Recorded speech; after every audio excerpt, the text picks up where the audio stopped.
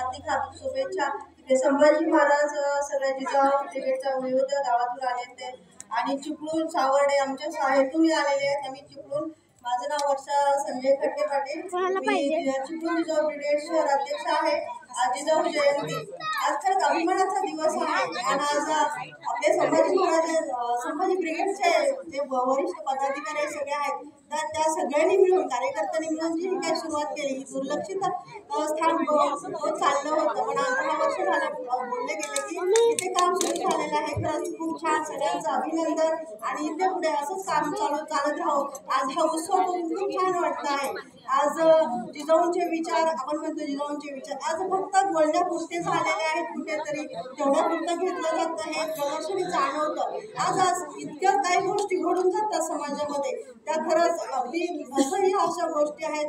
त्याच्या अन्याय हा वेगळ्या प्रकारचा आहे, पूर्वीचंही वेगळं वातावरण होतं, त्या काळातही जिजाऊंनी जो काही विचार केला समाजासाठी, महाराष्ट्र घडवण्यासाठी, स्वतःच्या शिवरायांना त्यांनी घडवलं, संभाजी महाराजांना घडवलं पण समाजासाठी घडवलं। पण आज आपण बघतो, आज समाजासाठी काही ठराविक असं काही माणसांचं कार्य दिसतं, पण सगळ्यांनी स्वतंत्र आपलं स्वतंत्र रक्षण करण्यासाठी जरी काही गोष्टी केल्या तर अनेक गोष्टी ह्याच्यातून सॉल्व्ह होऊ शकतात।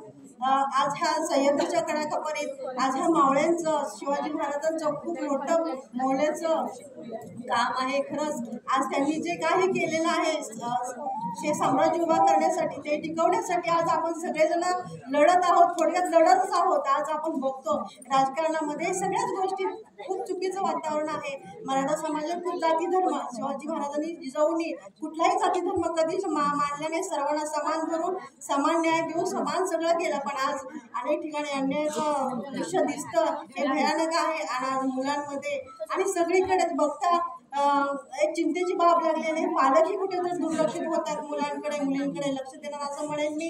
कारण कुठेतरी विचाराला, कुठेतरी नवीन करण्याच्या नादामध्ये काहीतरी चांगलं मौल्याचं सोनं जे आपल्याकडे आहे ते आपण कुठेतरी विसरत चाललेलो आहे। ते विचाराने जगणं समृद्ध होणार आहे हे सगळ्यांच्या लक्षात आलं पाहिजे। कारण शिवचरित्र वाचणं आणि ते तसं वाचणं खूप आताच्या समाजाला खूप अवघड जाते। काही ठराविक करतात, पण सर्वांनी हे केलं तर खूप चांगला बदल घडेल, चांगलं जीवन जगता येईल आणि असे अनेक अन्यायकारक घटना घडतील त्या नाही घडल्या जातील आणि खूप काही होऊन जाईल।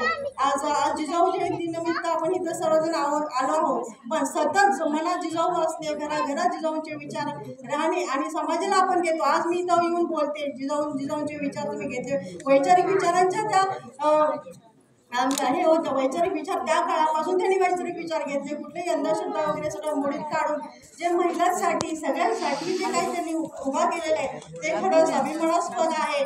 आज आपल्याला अभिमान वाटतो महाराष्ट्राचा, आणि महाराष्ट्रात अशा काही चुकीच्या गोष्टी घडतात त्या कधी घडल्या नाही पाहिजेत। आणि आज इथं बोललं जातं की इथं मंत्रोपचार घडेल, आज अनेक गावागावातून इथं अजूनही बदल झालेला नाही। आजही लोक असे काही गोष्टी मनावर घेऊन आहेत, अंधश्रद्धा पाळून आहेत, त्या खरंच नाही पाळल्या पाहिजेत आणि काही ठिकाणी काहीच पाळत नाहीत, अगदीच चुकीच्या पद्धतीने वागलं जातं। कुठेतरी समतोल दाखवून ह्या विचाराशी ह्या महाराष्ट्राला एक चांगलं घडवण्यासाठी सगळ्यांचं कार्य इथं महत्वाचं आहे।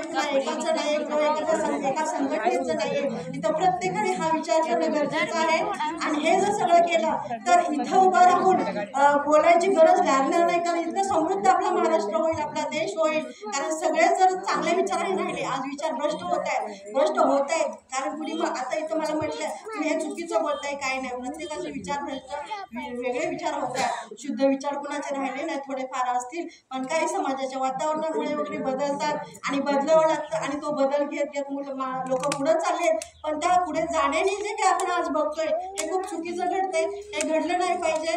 हे सगळं थांबवण्यासाठी हे आपल्या हातात आहे आणि ह्याच्यासाठी आपण सगळ्यांनी हा प्रयत्न केला पाहिजे। शाळांमधून जिजाऊंचे विचार हे केले पाहिजे, जिजाऊंचे विचार ज्यांनी काय घडवलं, जिजाऊ तिथूनच सुरुवात होईल, घरातून हे झालं पाहिजे।